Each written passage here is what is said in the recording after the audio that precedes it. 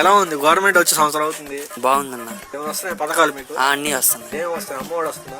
వస్తుంది. అమ్మఒడి వస్తున్నాయి. ఇంత ముందు జగన్ అన్న ఉన్నప్పుడు నాకు ఒక్కడికి వచ్చాయి. ఇప్పుడు మా అక్కలకు కూడా వస్తున్నాయి, ముగ్గురికి వస్తున్నాయి. ఇప్పుడు ఎలా ఉందంటారు? ఇప్పుడు తెచ్చుకోవడానికి ఎవరు లేరు? మా నాన్న లేరు. రోజు వెళ్తుంటే బ్యాంక్ లో క్యూ కట్టేసరికి తీసుకురాలేకపోతున్నారు.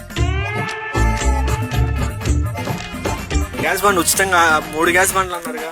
వచ్చాయి.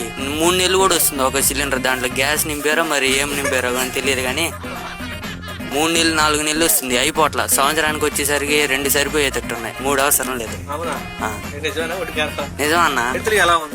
రైతులు బాగుంది. మిరగాయలు 20,000 అమ్ముతున్నాయి. ఆ పొగాకు ఒక 15,000 అమ్ముతున్నాయి. అందులో ఒక 10,000 అమ్ముతున్నాయి కింట.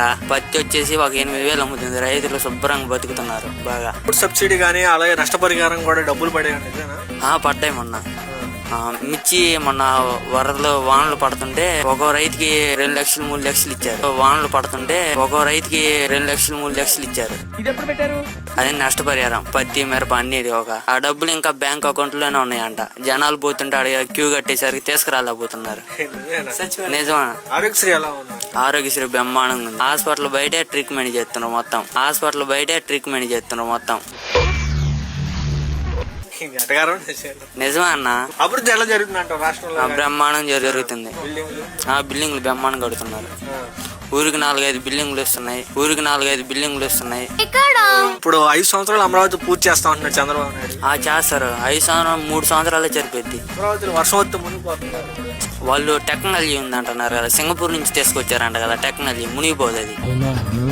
పడవల్లోనే కట్టేస్తారు మొత్తం. ఫ్రీ బస్ రోజు వెళ్తున్నారు. ఇంట్లో మగవాళ్ళు వద్దన్న ఆడవాళ్ళు ఎక్కి వెళ్ళిపోతున్నారు. వెళ్ళి మళ్ళీ వాళ్ళే వచ్చేస్తున్నారు. ఇంత ముందు వాళ్ళ మొగుడు డబ్బులు ఇస్తేనే వెళ్ళగలరు. ఇప్పుడు ఫ్రీ బస్ అని వెళ్ళిపోతున్నారు బస్ ఎక్కి. నవ్వు ఆపుకుంటున్నావు కదరా? నిజమే. అట్లా అమరావతి చూతకి వెళ్తారా, హైదరాబాద్ చూతకి వెళ్తారా? వాళ్ళ ఇష్టం. ఎక్కడికైనా వెళ్తున్నారు వాళ్ళు. 2 రోజులకు వస్తారు, 3 రోజులకు వస్తారు. వాళ్ళకే తెలియట్లేదు. ఇంత ముందు రోజు వచ్చేవాళ్ళు ఇంటికి. సాయంత్రానికి డబ్బులు ఇస్తే ఛార్జీ పెట్టుకుని. ఇప్పుడు ఫ్రీ బస్ కదా, ఎటైనా వెళ్ళిపోతుంటారు. 2-3 రోజులకు వచ్చేస్తున్నారు.